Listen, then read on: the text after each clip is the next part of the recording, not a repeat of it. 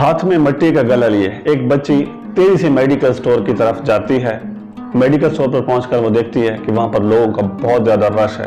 वो भी कतार में खड़ी हो जाती है और जोर जोर से मेडिकल टेक्नीशियन को बुलाती है, जबकि टेक्नीशियन जो है वो और लोगों को मेडिसिन देने में मसरूफ होता है। काफी देर इंतजार करने के बाद जब वो थक जाती है तो टेक्नीशियन के सामने काउंटर पर गला जोर से रख देती है। गला रखने पर टेक्नीशियन जो है वो उससे पूछता है कि जी बेटा, क्या चीज लेनी है आपको, कौन सी मेडिसिन लेनी है?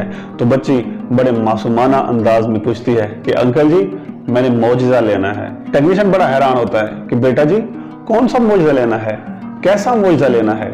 तो बच्ची जो है वो बारहा एक ही लफ्ज जो है वो दोहरा रही होती है कि अंकल देखें, मेरे पास पैसे मौजूद हैं, लेकिन मुझे नहीं पता, मुझे हर हाल में मौजज़ा चाहिए। तो बच्ची की यही बातें सुनकर जो बाकी मेडिसिन लेने वाले लोग होते हैं वो भी वहां पे इकट्ठा हो जाते हैं और उस बात को सुनना चाहते हैं कि वो कौन सा मौजज़ा है जो बच्ची लेने आई है। थोड़ी देर बाद एक बंदा आगे बढ़ता है और अपना दस्ते शफ़क़त बच्ची के सर पर रखता है और पूछता है कि बेटा जी, बताना पसंद करेंगी कि आपने कौन सा मौजज़ा लेना है? तो बच्ची बताती है कि हम 2 बहन भाई हैं। मेरा बड़ा भाई आज से कुछ दिन पहले बीमार हो गया, उसके सर में शदीद दर्द थी।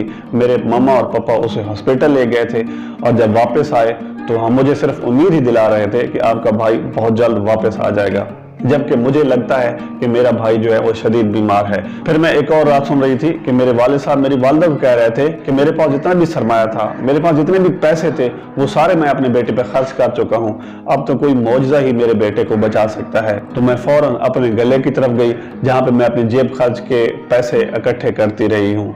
तो अब मैं ये गला आपके पास लेकर आई हूँ कि इसमें जितने भी पैसे हैं आप रख लो और मुझे मौजज़ा दे दो।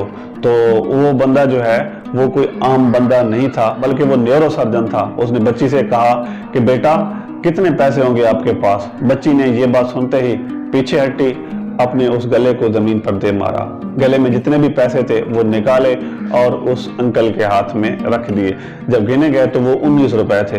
अंकल ने मुस्कुरा कर कहा कि बेटा माशाल्लाह, अच्छा हुआ, आपके जितने भी पैसे थे कम से कम मौजज़े के लिए काफी हैं। आए मुझे अपने वालिद साहब से मिलाएं, मुझे अपने पापा से मिलाएं। तो बच्ची जो है उस अंकल को अपने साथ लेती है और उसे अपने वालिद साहब के पास ले जाती है। वो सर्जन जो होते हैं वो उनके बेटे का इलाज शुरू कर देते हैं और चंद ही दिनों में उनका बेटा जो है वो दोबारा अपनी फैमिली के साथ, अपने खानदान के साथ खुश खुर्रम होता है। जब एक दिन वो डाइनिंग टेबल पे बैठे होते हैं तो उसकी वालिदा अपने बेटे की तरफ देखकर मुस्कुराती है और अपने खावन से पूछती है कि आखिर मौजज़ा क्या हुआ है कि मेरा बेटा जो है वो बच गया है। उसका खावन भी मुस्कुराता है और अपनी बेटी की तरफ देखता है। In the ups and downs of life, such moments also come when a man loses hope completely and his courage to face comes to an end. तो इन हालात में भी हमें उन बच्चों की तरह रहना चाहिए जो बच्चे पुरअज़म होते हैं, क्योंकि बच्चों को नाकामी का पता नहीं होता।